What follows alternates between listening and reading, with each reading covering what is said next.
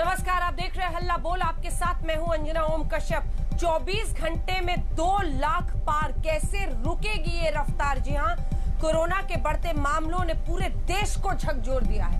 देश के कोने कोने से आ रही तस्वीरें, ऑक्सीजन की किल्लत की तस्वीरें, लोगों की जान गंवाने की तस्वीरें, परिवार वालों के रोने की तस्वीरें, अस्पतालों में बेहाल मरीजों की तस्वीरें, टेस्ट कराने के लिए पहुंचने वाली जगह पर संक्रमण का खतरा की तस्वीरें, ये सब पूरे देश को झकझोर रहा है। आज वो वक्त आ गया है जब ये सवाल उठ रहा है कि क्या इस देश की हेल्थ व्यवस्था ने, पूरे सिस्टम ने इस देश के लोगों को कहीं ना कहीं मायूस किया है। कोरोना की इस दूसरी लहर के संकट के बीच में लगातार दूसरी लहर की आहट सुनाई दे रही थी, लेकिन सरकारों ने क्या जागने में देरी की? सियासत करने में सबसे तेज, लेकिन कदम उठाने में क्या पीछे रह गए? जिसकी वजह से आज महाराष्ट्र से लेकर तमाम राज्यों की हालात आप देखिए कैसे मामले बहुत तेजी से बढ़ रहे हैं। बस टोपी ट्रांसफर का काम चालू है। जल्दी से ये रिपोर्ट देखिए, फिर हमारे साथ देश के कई अहम राज्यों के स्वास्थ्य मंत्री लाइव जुड़ेंगे। उन सब से पूछेंगे कि आज अगर ये हालात है तो जवाबदेही किसकी, और कल की तैयारी क्या कर रखी है इन सरकारों ने। पहले ये रिपोर्ट।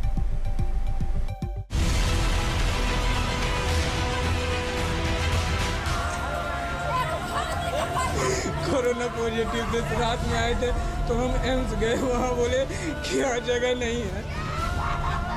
इंसानों की चीख से कांपते शहर, सड़कों पर दौड़ती एम्बुलेंस, शमशान और कब्रिस्तान में शवों का अंबार। कहीं अस्पताल में बेड नहीं, कहीं ऑक्सीजन के सिलेंडर खत्म, कहीं रिपोर्ट नहीं मिल रही तो कहीं डॉक्टर नहीं। आजाद हिंदुस्तान में ऐसा मंजर शायद ही कभी देखा हो। कोरोना का ब्रेक फेल है और सिस्टम पूरी तरह से ढेर है। सियासत की खींचतान जारी है।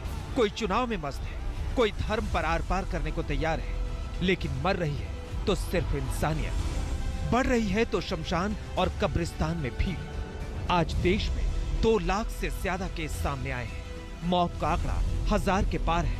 कोरोना ने किसी को नहीं बख्शा। कोई भी राज्य हो, कोई भी सरकार हो, सबके दावों की पोल खोल कर रख दी है। बस बन रहे हैं तो रिकॉर्ड, रोज नए रिकॉर्ड। 24 घंटे में महाराष्ट्र में 58,992 केस, यूपी 20,439, दिल्ली में 17,282, बंगाल 5,892 केस। बदहाली का आलम देखिए, नागपुर के जीएमसी हॉस्पिटल में एक बेड पर 2-2 मरीजों का इलाज चल रहा है। खौफ की तस्वीर भी देखिए, लखनऊ के बैकुंठ धाम में चिताएं ऐसे जल रही हैं, मानो कोई बस्ती पूरी तरह से खामोश हो गई हो। लापरवाही की इंतहा देखिए, महाराजगंज में एक शख्स को पहला टीका कोवैक्सीन का लगाया तो दूसरी डोज कोविशील्ड की लगा दी। राज्य सरकार केंद्र पर सवाल खड़े कर रही है। कोई वैक्सीन खत्म होने की बात कर रहा है तो कोई बेड खत्म होने की बात कर रहा है। लॉकडाउन पर मंथन चल रहा है। हर कोई जिम्मेदारी से अपना पल्ला झाड़ रहा है। सच्चाई यही है कि आखिर ऐसे हालात आए कैसे? आखिर कोरोना का पहला फेज देखने के बाद भी सरकारें क्यों नहीं जागी? क्यों नहीं अस्पतालों में इंतजाम किए गए? क्यों देश को कोरोना की आग में झोंक दिया गया? अभी तो दूसरी लहर का आगाज हुआ है। आंकड़े बढ़ने शुरू हुए हैं, सिस्टम चरमराना शुरू हुआ है। ये हालात कहां तक जाएंगे, इसकी कल्पना करके भी रूह कांप जाती है, क्योंकि यहाँ सब कुछ भगवान भरोसे है। हेल्थ सिस्टम जैसा कुछ भी नजर नहीं आ रहा। कोरोना के खिलाफ लड़ाई जैसा कुछ भी नहीं दिख रहा। जुबान से दावे कैसे भी किए जा रहे हो, लेकिन जमीनी हकीकत यही है कि सब कुछ सरेंडर मोड पर है। सिस्टम पूरी तरह से फेल हो चुका है। आज तक ब्यूरो।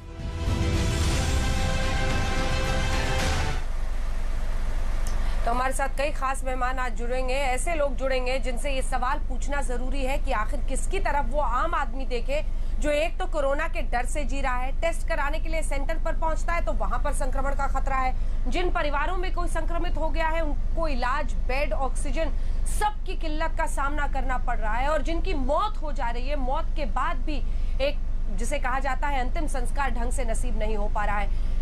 ऐसा दिन आज इंसानियत को देखना पड़ रहा है। किसकी जवाबदेही, जिम्मेदारी? हमारे साथ टी.एस. सिंहदेव साहब जो कि छत्तीसगढ़ के स्वास्थ्य मंत्री हैं, वो सीधा इस वक्त लाइव जुड़ रहे हैं। राघव चड्ढा हमारे साथ विधायक आम आदमी पार्टी के दिल्ली से जुड़ रहे हैं। असलम शेख साहब जो कि कैबिनेट मंत्री हैं महाराष्ट्र सरकार में, वो हमारे साथ जुड़ रहे हैं। शेख साहब, मैं आपके साथ शुरुआत करना चाहती हूँ क्योंकि महाराष्ट्र में मामले सबसे ज्यादा हैं। इतने दिनों से आहट सुनाई दे रही थी, लेकिन लॉकडाउन लगाएं, कर्फ्यू लगाएं, नहीं लगाएं, मतलब मन बनाने में ही, फैसले लेने में कुछ ऐसी चीजें होती हैं जिसमें फैसले लेने में देरी घातक साबित हो सकता है।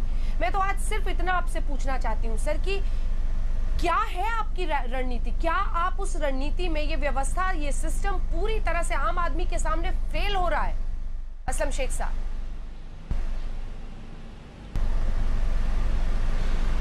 देखिए, पिछली बारी जब अचानक से लॉकडाउन लगाया गया था तो पूरे देश में अफरा तफरी हो गई थी और इतनी घाई में लगाया गया था कि कुछ सोच विचार ही नहीं किया गया था। लेकिन अब जब केसेस बढ़ने लगे तो पिछले 2 महीने से आपने देखा होगा कि महाराष्ट्र सरकार जो है हर 15 दिन में जो है वो प्रतिबंध धीरे धीरे कड़क करते गई। यानी इस नौबत तक का लिया है कि रात में जो है जो हिलना या जो भी बाहर निकलना, नाइट कर्फ्यू जैसा हमने लगा दिया। उसके बाद जितने केसेस डिप होने चाहिए थे उतने दिखाई नहीं दिए। उसके बाद हमने जो है वीकेंड कर्फ्यू लगाया। वीकेंड कर्फ्यू लगाने के बाद भी थोड़े से केसेस डिप हुए। उसके बाद ये पूरे 2 महीने के अंदर सारे लोगों से विचार विमर्श करके, सारे एसोसिएशन वालों से, सारे विरोधी पक्ष के नेताओं से, सारे टास्क फोर्स जो बिठाते उन सब से विचार करके अभी हमने एक कड़क गाइडलाइंस की तरफ से जो है इस मुंबई और महाराष्ट्र में हमने प्रतिबंध लाए हैं। और जिसका नतीजा ये है कि आज पहले दिन ही जो है हमें आज उसका नतीजा दिखाई दे रहा है कि करीबन अब तक के जो रिजल्ट आए हैं उसमें पिछले मतलब कल से आज 1200 केसेस कम हुए हैं।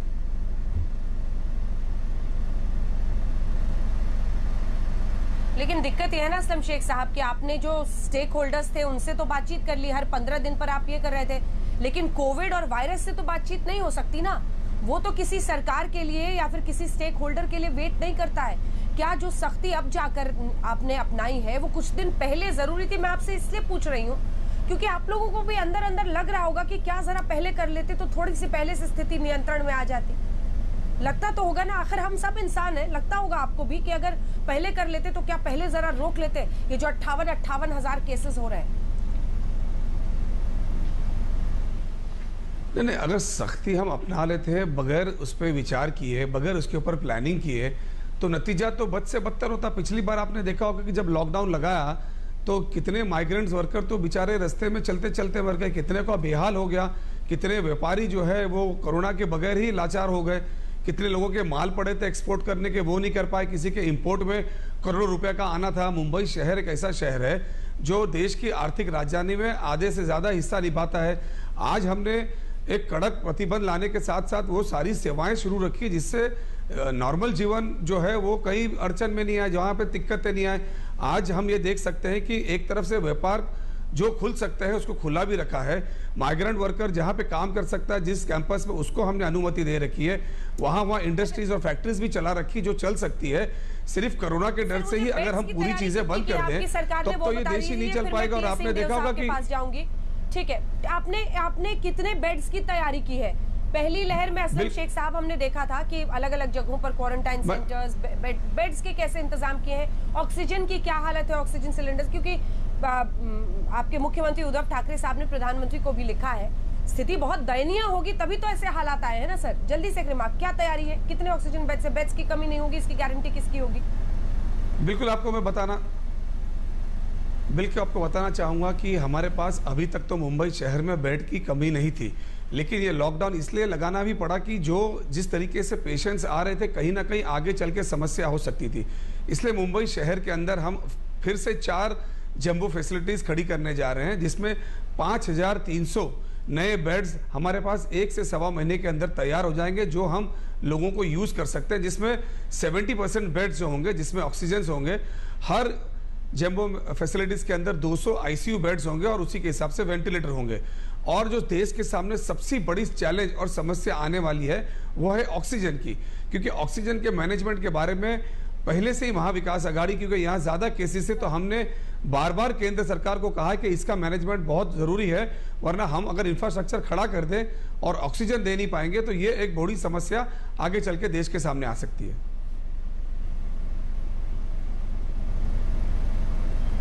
ठीक है, मैं लौटूंगी आपके पास। टीएस सिंहदेव साहब हमारे साथ जुड़े हुए हैं, छत्तीसगढ़ के स्वास्थ्य मंत्री, और हमारे साथ प्रताप सिंह जी भी जो कैबिनेट मंत्री है माफ कीजिएगा राजस्थान सरकार में, प्रताप सिंह जी भी हमारे साथ जुड़ गए। सबसे पहले टीएस सिंहदेव साहब आपके पास जल्दी से आते हुए छत्तीसगढ़ के हालात सर, मतलब एक वीडियो, एक तस्वीर ऐसी देखी जिसको देखकर हर किसी की आंखें भर आएंगी। आप सोचिए किसी की मौत हो और उसको किट में उठाकर लोग ले जा रहे हैं और कूड़ा वाली गाड़ी में किसी मृत व्यक्ति को कोविड के ले जाना पड़ रहा है। ऐसी तस्वीर वहां से आई है एक जगह से। मेरा तो सवाल बस इतना है सर कि इंसानों को बचाना और फिर इंसानियत को इस तरह से मरते देखना हर कुछ हृदय विदारक है। क्यों आखिर? क्योंकि मुझे पता है सर, मैं लगातार आपसे बातचीत कर रही हूँ, हल्ला बोल में हमने पहले भी आपके साथ बातचीत की थी। तैयारी होते होते तैयारी बिल्कुल बिखर गई है। लग रहा है कि व्यवस्था फेल हो चुकी है पूरे बढ़ते मामलों के बीच में। टीएस सिंहदेव साहब, आपका बिल्कुल सही कहना है कि व्यवस्था के ऊपर अत्यधिक दबाव पड़ा है, और सच्चाई भी ये है, आपने पहले ये प्रश्न किया था कि कमी कहाँ है, तो उस कमी के लिए, आज की दिन की कमी के लिए हम सब जिम्मेदार हैं, जो कि स्वास्थ्य के क्षेत्र के लिए, जैसे शिक्षा के क्षेत्र के लिए जितनी राशि हमको अपने बजटों में देनी चाहिए वो हम पिछले दशकों से नहीं देते आ सके, आजादी के बाद से ही समझ लीजिए। और आज ये जो पैमाना है कि जीएसडीपी का या जीडीपी का 3% स्वास्थ्य के लिए देना चाहिए, तो अगर हम उसको नहीं देंगे तो ऐसे समय में हम संसाधन देंगे तो हमको नहीं मिल सकते, क्योंकि इनको खड़ा करने में समय लगता है। और जब दिक्कत आ गई, जब कहर टूट गई, उस समय अगर हम संसाधन को ढूंढेंगे तो हम हमेशा पीछे दिखेंगे। फिर भी प्रयास हो रहे हैं कि ऑक्सीजनेटेड बेड्स की बात हो या अन्य बात हो, जो संभव है उसको गति देना, उसको बढ़ाना। कहीं जंबो सिलेंडर्स की कमी है, सिलेंडर्स नहीं मिल रहे, मार्केट में नहीं मिल रहे, जिस रेट में चाहो उस रेट में मांग रहे तो नहीं मिल रहे, दवाइयों की कुछ स्थिति ऐसी आ रही है। ये दिक्कतें तात्कालिक हैं। लंबे समय के लिए जो आपने कहा, ये लैंड इन्वेस्टमेंट हेल्थ सेक्टर में जो होना चाहिए वो नहीं होता आ रहा है, और अभी अगर हमने इससे सीख नहीं ली तो आने वाले समय में कोई ना कोई और दूसरी ऐसी स्थिति बनेगी। लोग आम अब कह रहे हैं कि ये महामारियां एक नहीं होंगी, 2-2, 3-3 साल के अंतराल कह रहे हैं टीएस सिंहदेव साहब, लॉन्ग टर्म इफेक्ट में अगर हम देखें तो मंत्री जी, बिल्कुल लॉन्ग टर्म में मंत्री जी जो आप कह रहे हैं वो बहुत बहुत क्रूशियल है। लेकिन सवाल तो ये है कि ऐसे शॉर्ट टर्म क्राइसिस में, शॉर्ट टर्म भी क्या, आप देखिए 1 साल 1.5 साल और उसके बाद से सेकेंड वेव। प्रताप सिंह जी, हम सब हमारे साथ अब विश्वास सारंग जी भी, जो कि मेडिकल एजुकेशन मिनिस्टर है मध्य प्रदेश के, वो भी जुड़ गए हैं। सारंग साहब आपके पास भी आ रही हूँ, लेकिन उससे पहले प्रताप जी आपके पास आते हुए राजस्थान के भी हालात देखिए, इसके बाद मैं आपके पास भी फौरन आऊंगी। राघव चड्डा जी, प्रताप सिंह जी, मंत्री जी, मेरा सवाल आपसे ये है कि लगातार केसेस बढ़ रहे थे और ये सब कुछ तो हमारी आंखों के सामने हुआ ना सर। बातचीत करते करते करते रोज केसेस ऐसे बढ़ते चले गए, लेकिन उस तरह की तैयारी नहीं। और आज ये हालत है कि व्यवस्था पूरी तरह से चरमराई हुई दिखाई दे रही है। अस्पतालों की टेस्टिंग को, इन सब पर आपका क्या कहना है? देखिए, एक बात आप मानकर चलिए, ये बहुत बड़ी चुनौती खड़ी हो गई है। हालात बहुत चुनौतीपूर्ण है, ये तय बात है, ये कोई पॉलिटिकल इशू नहीं है। मेरे पास हॉस्पिटल से फोन आ रहे हैं, रेमडेसिविर इंजेक्शन भी कम पड़ रहे हैं। जो बीमार होने के बाद बहुत ज्यादा जरूरत पड़ती है रेमडेसिविर इंजेक्शन की, और लगातार डिमांड प्राइवेट हॉस्पिटल फोन कर रहे हैं। हालांकि हमारे सरकारी हॉस्पिटल राजस्थान में उपलब्ध है, लेकिन पहले रेमडेसिविर इंजेक्शन की कभी कमी नहीं आई। अब हमारी जितनी कंपनियां वैक्सीन की कमी आ गई, रेमडेसिविर इंजेक्शन की कमी आ गई। ऐसे में कहीं ना कहीं सेंट्रलाइज होके एक दूसरे की कमजोरी को समझकर कहीं पर जिस चीज की कमी है वो एक दूसरे को देनी पड़ेगी। यदि किसी स्टेट में रेमडेसिविर इंजेक्शन ज्यादा है तो वहां वो डाइवर्ट करें, कहीं पर ऑक्सीजन ज्यादा तो ऑक्सीजन डाइवर्ट करें, क्योंकि ये बहुत बड़ा चैलेंज हो गया। और सबसे बड़ी बात है, पैनिक बहुत जबरदस्त हो गया, लोगों में बहुत ज्यादा डर है। ऐसा डर मैंने कभी नहीं देखा, क्योंकि जिस तरह से केसेस बढ़ रहे हैं और जिस तरह की अफवाहें चल रही है उससे लोग बहुत ज्यादा डरे हुए हैं। इस मामले में हमको कहीं ना कहीं अब पूरी तैयारी के साथ वॉर लेवल पर, इमरजेंसी लेवल पर तैयारी करनी पड़ेगी। आप लोग स्वास्थ्य मंत्री से संपर्क में हैं? क्या केंद्र से पूरी तरह से सहायता मिल रही है? जी प्रताप जी, क्या केंद्र से आप संपर्क में हैं और क्या ये कोऑर्डिनेट हो रहा है? जो आपने कहा कि एक सिनर्जी के साथ रेमडेसिविर की कमी है तो कहां पर क्या पहुंचना चाहिए, ये सब क्या कोई नोडल तरीके से सबको कोऑर्डिनेट कर रहा है? देखिए, हमारे स्वास्थ्य मंत्री डॉक्टर रघु शर्मा लगातार केंद्र के संपर्क में है, खुद मुख्यमंत्री जी, प्रधानमंत्री जी से बात करते रहते हैं, लेकिन इसमें कोई दौराई नहीं। केंद्र सरकार के ऊपर हो सकता है प्रेशर ज्यादा हो, लेकिन जब उन्होंने वैक्सीन निर्यात की और उसके बाद आज तक पर बहस हुई, उसके बाद वो निर्यात रुका दूसरे ही दिन, पहले वो रुका हुआ नहीं था। तो वैक्सीन का निर्यात अब रोका, ये पहले रोक दिया जाता। हम पाकिस्तान को वैक्सीन दे रहे हैं, दूसरे देशों को दे रहे हैं, लेकिन हमारे यहाँ कमी आ गई, ये बड़ी चुनौती है। रेमडेसिविर इंजेक्शन की कमी आ रही है तो सबसे संपर्क में, लेकिन केंद्र सरकार भी अचानक जो अटैक हुआ है उसमें उतनी सहायता नहीं कर पा रही, इसमें कोई दौराई नहीं। मैं इसको पॉलिटिकल मत समझना, ये कोई आरोप नहीं है।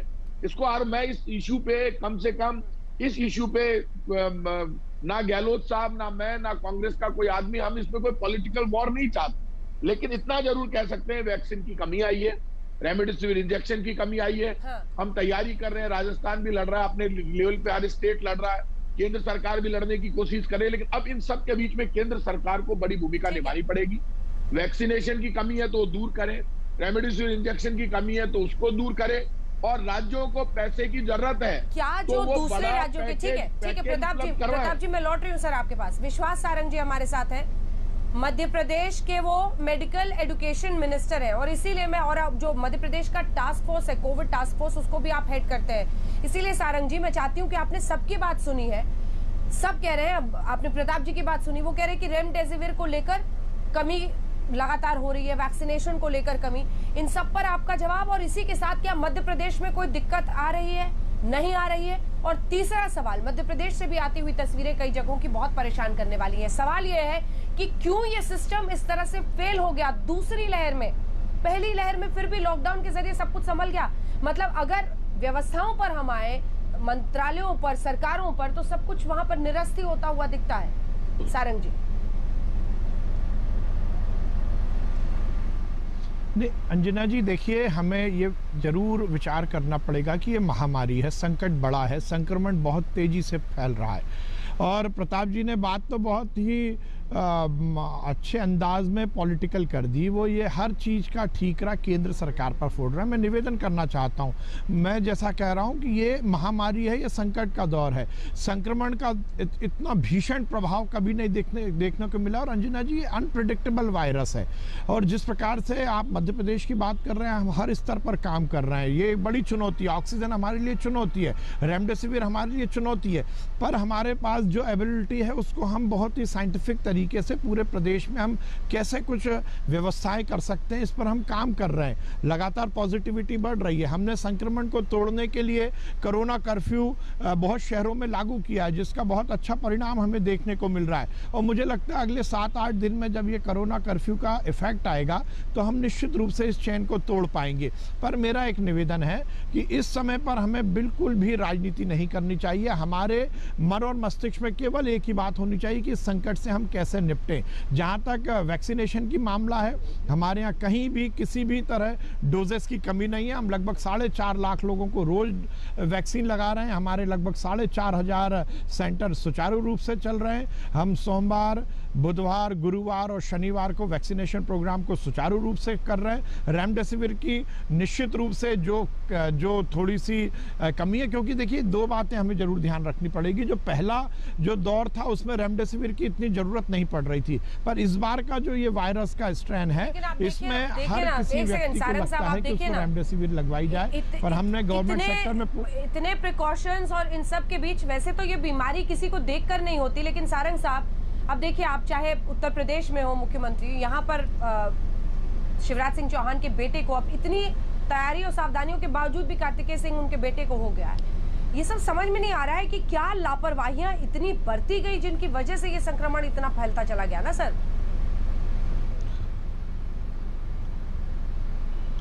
नहीं, 2 बातें हैं अंजना, जैसे आपको मैंने पहले बोला कि अनप्रिडिक्टेबल वायरस है। देखिए, हम 2 बातें, हम बिल्कुल खुले विचार से बात करें। कोरोना कैसे आया किसी को नहीं मालूम, कोरोना पिछली बार पीक पे कैसे गया किसी को नहीं मालूम, और उसके बाद नीचे कैसे आ गया ये किसी को नहीं मालूम। एक समय ये था, आज से मेरे ख्याल से 4 हफ्ते 5 हफ्ते पहले हम लोग बड़े लग रहा था कोरोना खत्म हो गया, और अब ये कैसे ऊपर आ गया किसी को नहीं मालूम। बड़े बड़े लोग ये कहते थे कि गर्मी में ये खत्म होगा और सर्दी में ये बढ़ेगा, इसका जस्ट उल्टा हो गया। सर्दी में ये खत्म हो गया, गर्मी में ये बढ़ गया। तो देखिए, जब महामारी आती है और इसका अनप्रिडिक्टेबल वायरस रहता है तो ये तो बहुत सालों सालों की रिसर्च के बाद हमें पता लगेगा। अभी रिसर्च का, स्टडी का तो एक बड़ा मायना है ही, पर उसके साथ साथ जो आज की दिक्कत है, आज की जो परेशानी है वो यही है कि हम इस संक्रमण की चेन को तोड़ें, हम ये सुनिश्चित करें कि लोग आचार संहिता का पालन करें, अपने को, अपने परिवार को इस संक्रमण से बचाएं और जो संक्रमित हो गए हैं उनको सही रूप में इलाज मिल सके।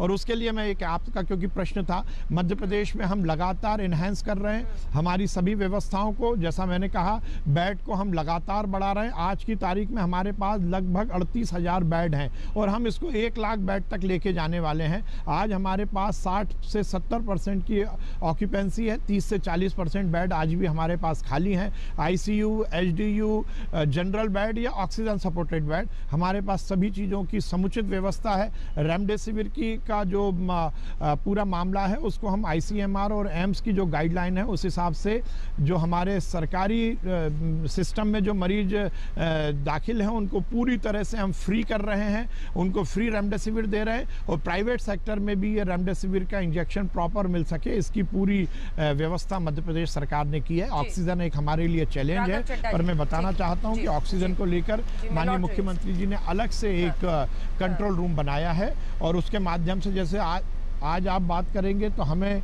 लगभग 290 मैट्रिक टन ऑक्सीजन प्राप्त हुआ है और लगातार हम इसको इन्हेंस करने की कोशिश कर रहे हैं। जिस एवेन्यूज से, जिस जगह से हमें ऑक्सीजन प्राप्त होगी हम उसको कर रहे हैं। उसके साथ साथ एक हमने और आउट ऑफ बॉक्स थिंकिंग करके ऑक्सीजन कंसंट्रेटर की भी व्यवस्था की है और हम पूरी सुनिश्चित कर रहे हैं कि हमारे मध्य प्रदेश में हम कोरोना मरीजों का सही इलाज कर सकें। पर चुनौती बड़ी है, संक्रमण बड़ा है, संकट बड़ा है, हम सबको मिलकर इससे राघव चड्ढा जी, यहाँ दिल्ली में क्या दिक्कतें आ रही हैं क्या, क्योंकि 17,000 से ज्यादा मामले यहाँ पर भी आ रहे हैं। जी मैं लौट रही हूँ, राघव चड्ढा आपके पास है। तो राघव जी, क्या दिक्कतें हैं? क्योंकि देखिए, मुख्यमंत्री जी कहते हैं टेस्टिंग जरूर कराइए, अगर आप बीमार हैं मत जाइए दफ्तर। यहाँ पर टेस्टिंग सेंटर्स में आज तक की टीम ने जाकर देखा कि कैसे वो संक्रमण का सेंटर बन गया है, वहां पर टेस्टिंग में इतनी कतारें हैं। सवाल ये है कि पूरी व्यवस्था जैसे चरमराई हुई दिखाई दे रही है, जबकि हमें पता था, हमें पहली बार का एक्सपीरियंस था, लेकिन फिर भी सब बैठे रहे। देखिए, पहली चीज तो यह है कि लगातार कोविड के केस बीते 4-5 दिन में बहुत बड़े और एक बड़ा भारी उछाल दिल्ली की पॉजिटिविटी, संक्रमण की दर में देखा गया। यहाँ तक कि आज से कुछ दिन, और मैं कहूँ कुछ 1-1.5-2 हफ्ता पहले जो संक्रमण की दर 5-7% के आसपास थी, वो बढ़ के सीधा 18% पे आ गई। एक चिंताजनक स्थिति दिल्ली में उत्पन्न हुई, जिसके चलते आज माननीय मुख्यमंत्री जी को कुछ कड़े फैसले लेने पड़े, जिससे कोरोना की जो रफ्तार है फैलने की, जो उसके संक्रमण की रफ्तार है, उस पर कहीं ना कहीं लगाम लगाई जाए, काबू पाया जाए। जहां तक हेल्थ केयर इंफ्रास्ट्रक्चर की बात है, जहां जहां आपके पास कोई क्रिटिकल फीडबैक है देने के लिए, किसी कोविड सेंटर के, जांच के सेंटर के या वैक्सीन सेंटर को लेकर, हम जरूर आपके फीडबैक का सम्मान करेंगे, उसे लागू करेंगे। लेकिन मैं आपको ये बता दूं कि इस समय दिल्ली में जो हेल्थ केयर इंफ्रास्ट्रक्चर है वो पर्याप्त मात्रा में, एटलीस्ट आज के समय तो पूरी तरीके से मौजूद है। बीते एक हफ्ते में अरविंद केजरीवाल साहब की सरकार ने बीते एक हफ्ते में 8,000 नए बेड्स दिल्ली में जोड़े हैं और इस समय कुल बेड की संख्या 15,000 है। इसी के साथ साथ ये 15,000 बेड अस्पतालों में हैं। इसके अलावा बैंक्वेट हॉल, हॉस्पिटल्स और अन्य जगहों पर भी हम, होटल्स और बैंक्वेट हॉल्स में भी अन्य जगहों पर हम हॉस्पिटल बेड बनाए जा रहे हैं, जिसमें ऑक्सीजन और अन्य प्रकार की व्यवस्था बनाई जाए। एक लापरवाही, एक कोविड फटीग जिसे कहते हैं, वो समाज के बड़े तबके में देखी गई। कहीं ना कहीं एक बड़े तबके ने ये माना कि कोरोना शायद चला गया है, लापरवाही हुई मास्क पहनने में, सामाजिक दूरी में, और एक कोरोना के रूपी राक्षस ने फिर से अपना सर उठाना देश भर में शुरू किया। और दिल्ली जो खास करके अंतर्राष्ट्रीय अड्डा भी है, यहाँ पे अंतर्राष्ट्रीय हवाई अड्डा भी है, तमाम इंटरनेशनल फ्लाइट्स भी आती हैं, कई सारी भीड़ भड़के का इलाका है, तो यहाँ एक संक्रमण की दर बढ़ते नजर आ रही है। लेकिन इसी के साथ साथ एक बड़ा महत्वपूर्ण पॉइंट मैं जोड़ना चाहूंगा अंजना जी। हमें ये कहा गया था लगातार, और मैं कोई राजनीतिक बयान नहीं दे रहा हूँ, दोषारोपण नहीं कर रहा हूँ, लेकिन हमें ये कहा गया था कि जब तक दवाई नहीं तब तक ढिलाई नहीं। अब दवाई आ गई देश में, वैक्सीन रूपी दवाई आज हम सबके सामने है, जो एक सुरक्षा कवच का काम करेगी अगर वो सुरक्षा कवच हर भारतीय को पहना दिया जाए। आज हम देख रहे हैं कि वैक्सीन की शॉर्टेज देश भर में हो गई है। आज दिल्ली हो, उत्तर प्रदेश हो, मध्य प्रदेश हो, छत्तीसगढ़, महाराष्ट्र, उड़ीसा, कर्नाटक, हर जगह वैक्सीन की शॉर्टेज है। किसी राज्य के पास 2 दिन का वैक्सीन का स्टॉक बचा है तो किसी के पास 5 दिन का वैक्सीन का स्टॉक बचा है। और कई राज्यों के अंदर वैक्सीनेशन सेंटर यानी कि टीकाकरण के केंद्र बंद हो गए हैं, उनके सामने बंद का बोर्ड तक लग गया है। और उसी स्थिति में अंजना जी, भारत सरकार ने, आपको जान के अचंभा होगा, 6.5 करोड़ वैक्सीन की डोजेज 84 देशों को एक्सपोर्ट करी हैं बीते कुछ हफ्तों में। अब सवाल बड़ा स्पष्ट है कि क्या हमारे लिए अपने देश वासियों की जान की कीमत ज्यादा है, उनकी चिंता होनी चाहिए, या इन 84 देशों की, नाइजीरिया, केन्या, युगांडा जैसे देशों की, जिनको हमने लगभग 6.5 करोड़ आपने एक बहुत पॉइंटेड सवाल पूछा है। विश्वास सारंग जी हैं क्या हमारे साथ? विश्वास सारंग जी हैं क्या हमारे साथ? हाँ जी, मैं हूँ। विश्वास सारंग जी, मैं चाहती हूँ कि आप इसका जवाब दें। हमारे साथ प्रियंका चतुर्वेदी जी भी सांसद शिवसेना की जुड़ गई हैं। प्रियंका जी, मैं आपके पास भी आ रही हूँ, लेकिन उससे पहले विश्वास सारंग जी, क्योंकि जो सत्ताधारी पार्टी है उसकी तरफ से एक स्वास्थ्य मंत्री आप ही हैं जो इस चर्चा में शामिल है, मुझे लगता है आपको इसका जवाब देना चाहिए। कई राज्यों में वैक्सीनेशन सेंटर्स पर ताला लग रहा है, ऐसी नौबत आ गई है क्योंकि वैक्सीन नहीं है। और ये सिर्फ गैर बीजेपी शासित राज्य नहीं, बीजेपी शासित राज्यों की भी कहानी है।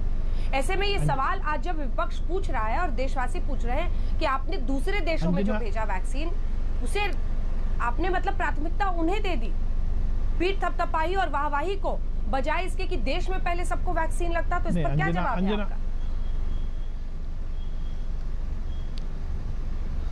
हाँ, मैं आपको स्पष्ट करना चाहता हूँ, मेरे को पर पूरा बोलने दीजिएगा इसमें।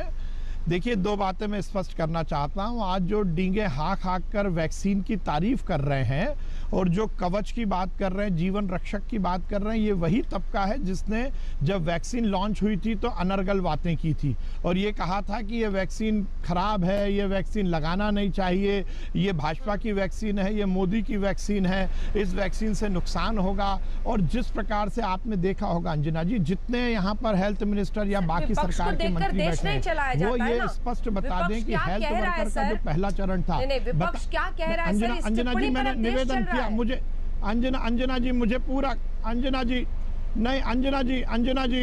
जी मुझे पूरा करने दीजिए। मैं आपसे निवेदन कर रहा हूँ, एक बहुत बड़ा प्रश्न है। मैं ये पूछना चाहता हूं कि इन राज्यों के मंत्री जो बैठे हैं, ये बताएं कि हेल्थ वर्कर का जो वैक्सीनेशन था वो कितना टर्नअप हुआ, क्या इनने 100% किया?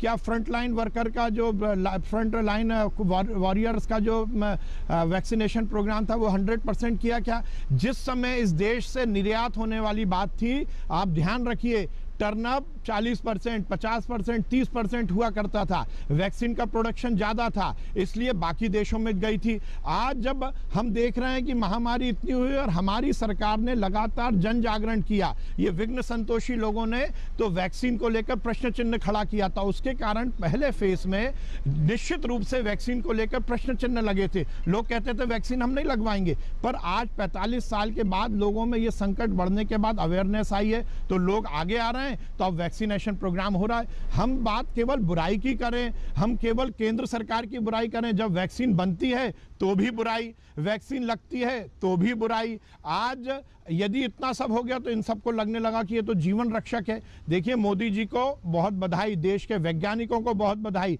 वैक्सीन बनाना भी बहुत चुनौतीपूर्ण था और वैक्सीनेशन प्रोग्राम को भी लगाना, वैक्सीन को लगाना भी बहुत चुनौतीपूर्ण था। मैं मोदी जी को बहुत बधाई दूंगा कि बहुत साइंटिफिक तरीके से उन्होंने वैक्सीनेशन प्रोग्राम को डिजाइन किया। और आप इनसे ये तो पूछ लीजिए कि वेस्टेज कितना कर रहे हैं। हमारे यहाँ तो कहीं वैक्सीन की कमी नहीं है। हम रोज हमारे निश्चित रूप से इनसे ये तो लीड कर रहे हैं सर, और आपने निवेदन किया था कि आप 10 मिनट से ज्यादा शो में शामिल नहीं हो सकते हैं, लेकिन आपसे रिक्वेस्ट कर रही हूँ, सिर्फ 10 मिनट और शो है, प्लीज रुक जाइए, क्योंकि सभी देखिए स्वास्थ्य मंत्री अलग अलग राज्यों के हैं और वो जो कहेंगे आप उसका जवाब देंगे तो एक कम से कम रास्ते की तरफ आदमी बढ़ेगा। मैं चाहती हूँ प्रियंका चतुर्वेदी आपको अब इस बहस में हम लोग शामिल करें, क्योंकि आपने कहा है कि महाराष्ट्र अंजना जी मैं निवेदन कर रहा हूँ, आप इनसे इन सबसे पूछिए। शुरू से ही कहा कि 18 साल से ठीक है, वो उसका जवाब देंगे। 18 साल से ऊपर में हो जाए तो वो कई सारे सवाल विश्वास सारंग जी उठा रहे हैं। आपने कहा था 18 वर्ष से ज्यादा लोगों की उम्र के जो लोग हैं उनका वैक्सीनेशन शुरू कर देना चाहिए। जो सवाल विश्वास सारंग इस कॉन्टेक्स्ट में उठा रहे हैं उस पर आपका क्या जवाब होगा? नहीं, क्या सोप ठीक है, अभी मैं आ रही हूँ सबके पास।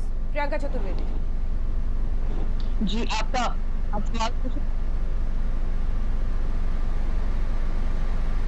हेलो,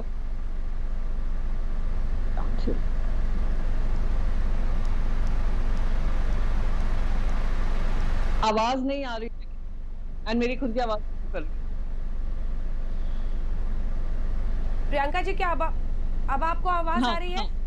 जी जी जी, अब आ रही है।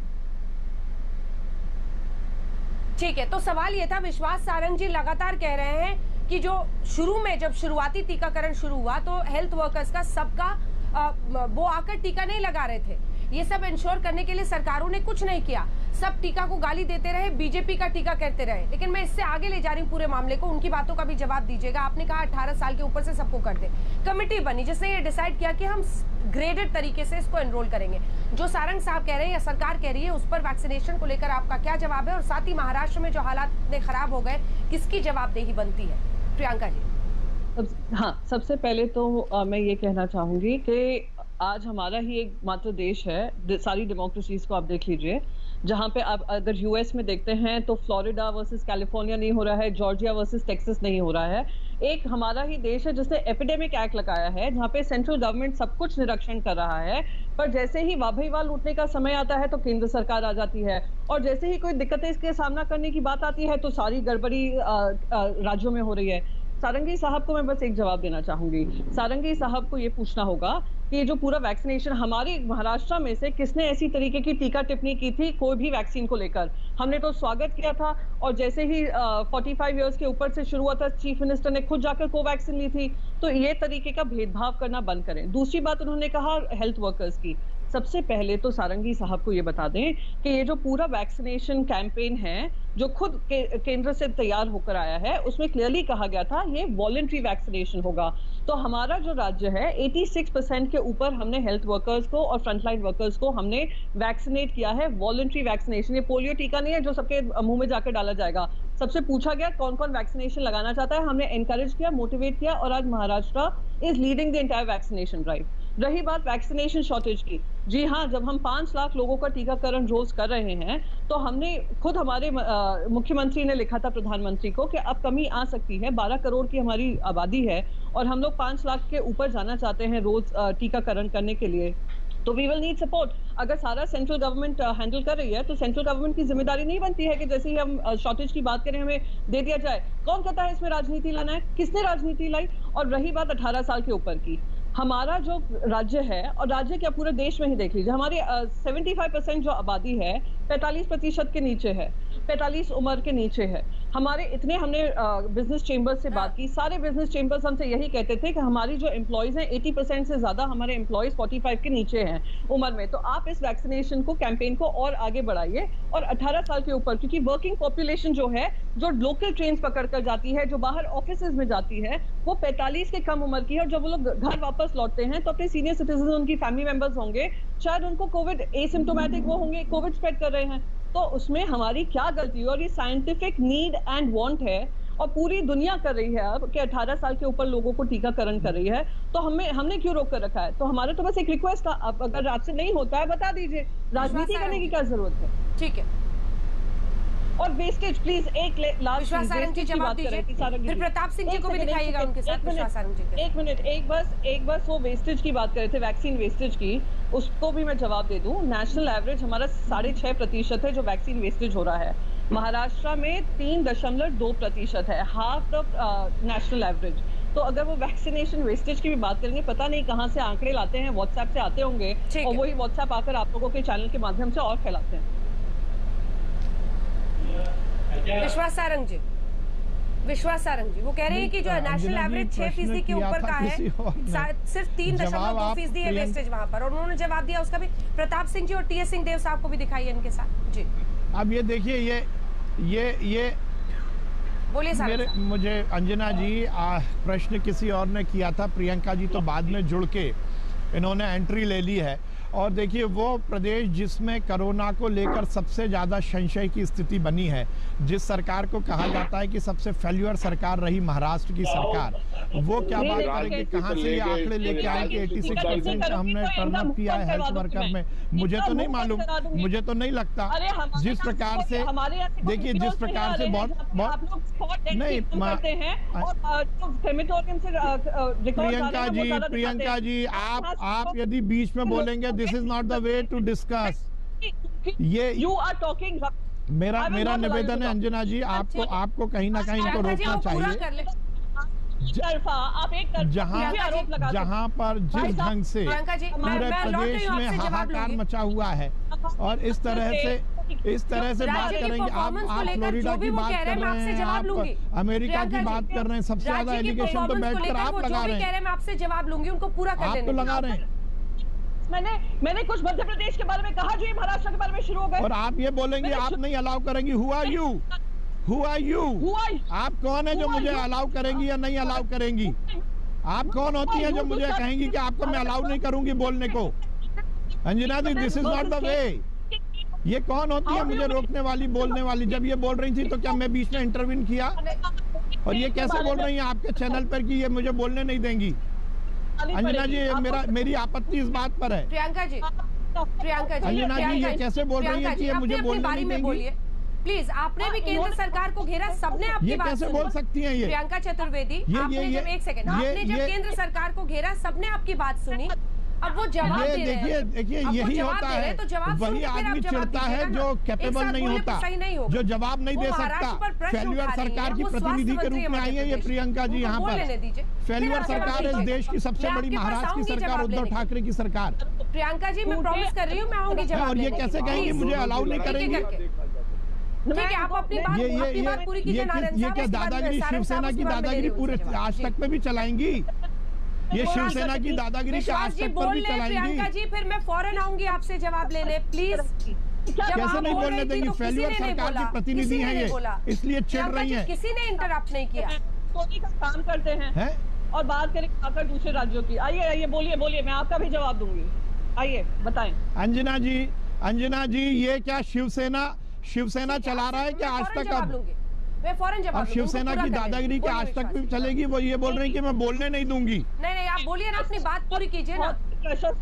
मेरा ये कहना है, आप भी बेवजह डिले कर रहे हैं, वापस इशू पर आइए। देखिए, उनका कहना है कि वेस्टेज वहां पर कम है और वैक्सीन की कमी का सामना कर रहे हैं, इसको लेकर उन्होंने कहा है। वो कह रही है सबसे कम हमने वेस्ट किया है। हाँ, बोलिए, पूरी कीजिए बात। हाँ, कोविड पे बात कीजिए सर। नहीं प्रियंका जी, अंजना जी, मैं जब वो बोल रही थी मैं तो बीच में बोला नहीं।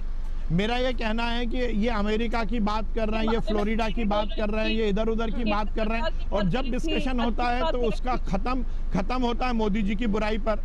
केंद्र सरकार को धन्यवाद दीजिए ना कि वैक्सीन बनाया है, केंद्र सरकार को धन्यवाद दीजिए कि वैक्सीन दिया है। केंद्र सरकार को बताइए, दुनिया के चिकित्सीय इतिहास में पहली बार हुआ कि एक साल में कोई वैक्सीन बनकर तैयार हुई है। उसकी प्रोडक्शन की लिमिटेशन है, उसकी प्रोडक्शन की संख्या है, सप्लाई की संख्या है। 137 करोड़ के देश में कैसे वैक्सीन लगेगी, इसको लेकर हम सकारात्मक बात करें। अब 45 पे लगने लगी तो आप कह रहे 18 पे लगने लगे, 18 पे लगने लगेगी तो आप कहो पैदा होने से पहले लगने लगे। हम किस डिस्कशन पर जा रहे हैं? हम महामारी के दौर से ये देश गुजर रहा है, क्या हम ऐसी प्रदेशों की लड़ाई या केंद्र की लड़ाई पर जाएंगे? क्या हम पार्टियों की लड़ाई की बात करेंगे? देखिए, ये महामारी, ये बीमारी किसी को देखकर नहीं आएगी, ना बीजेपी वाले को देखकर, ना शिवसेना और कांग्रेस को देखकर। ये पूरे समाज के लिए प्रश्न चिन्ह लगा है। इसलिए मैं निवेदन करना चाहता हूं सभी दलों के नेताओं से कि हम केवल राजनीति करने के लिए ऐसे चैनल पर बैठकर डिस्कशन का मंच नहीं लूटे। हमें प्रॉपर बात करनी चाहिए। ये 137 करोड़ का देश है प्रियंका जी, प्रोडक्शन की एक लिमिट होती है, और सरकार ने जिस साइंटिफिक तरीके से ये जिस प्रोग्राम को डिजाइन किया, इसकी तारीफ करिए। आप 45 पर कहने लगी, 18 पर, 18 से आप कहने लगेंगी 15 साल। इससे काम नहीं चलेगा। जितना प्रोडक्शन है, जिस ढंग से इसको डिजाइन किया जा सकता है, प्रॉपर डिजाइन है, जितनी मिल रही है उसको टर्नअप करिए, उसको 100% लगाइए। केवल और केवल बुराई ना करें, हम किसी और सरकार की बुराई ना करें। आप हैं भाई साहब, जब पढ़ाई लिखाई करके अपने राज्य के बारे में नहीं आते हैं ना, तब दूसरों की टीका टिप्पणी करते हैं। मैंने जब जवाब दे रही थी अंजना जी, और आप और बाकी सारे भी जो भी इसमें पैनल में शामिल हैं, उन्होंने सुना होगा मैंने महाराष्ट्र को लेकर अपनी बात बताई और मैंने केंद्र के बारे में बात रखी, क्योंकि हमारा जो तालमेल हो रहा है केंद्र सरकार से हो रहा है। हमारे महाराष्ट्र के राज्य में आप मुझे एक राजनेता बता दीजिए जो जहां हमारे मुख्यमंत्री से शुरू करते हुए जहां हम राजनीति को लेकर आए हों, जो भी केंद्र सरकार ने हमें N95 मास्क में कमी दी होगी हम चुप रहे, PPE किट्स में हमें कम दिया हम चुप रहे, हमने कुछ नहीं कहा, वेंटिलेटर्स कमाए और कंपैरिजन सबके सामने मिनिस्ट्री ऑफ हेल्थ के आंकड़े हैं। आप हमें वैक्सीनेशन कम देंगे हम उस पर भी चुप रहेंगे, क्योंकि हम जानते हैं महामारी का युग है और हमें सबको एक दूसरे का सहारा बनकर काम करना है। रही बात, इन्होंने बहुत सारी बयानबाजी की महाराष्ट्र को लेकर कि वर्स्ट फेलियर स्टेट ये वे। भाई साहब मैं उनको बस एक चीज कहूंगी कि ऐसे छुप छुप के रिकॉर्ड्स नहीं आ रहे हैं कि क्रेमेटोरियम में कुछ आंकड़े दिखा रहे हैं डेथ के और हकीकत आप लोग कुछ और रिकॉर्ड कर रहे हैं।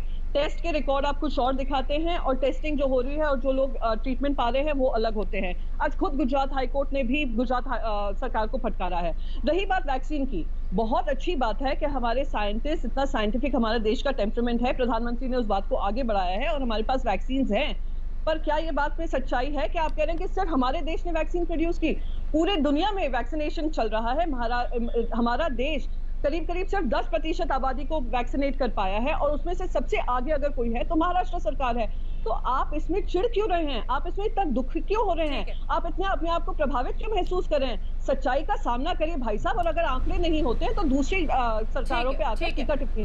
हालांकि प्रियंका जी, केंद्र सरकार का इस पर कहना है जो पहली बार के उन्होंने आंकड़े जारी किए थे 1,06,00,000 सबसे ज्यादा वैक्सीन महाराष्ट्र को देने का उन्होंने दावा किया था, लेकिन वो लड़ाई चलती रही। राजेश टोपे जी से भी उसके बाद हम लोगों ने बातचीत की थी आज तक पर। प्रताप सिंह जी नहीं, लेकिन 1,06,00,000 सबसे ज्यादा महाराष्ट्र को दिए थे।